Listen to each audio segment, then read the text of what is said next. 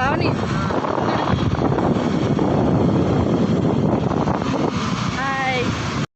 Hi friends, ఏంటంటే మేము ఇప్పుడు ఈరోజు మా అక్క బర్త్డే అనమాట.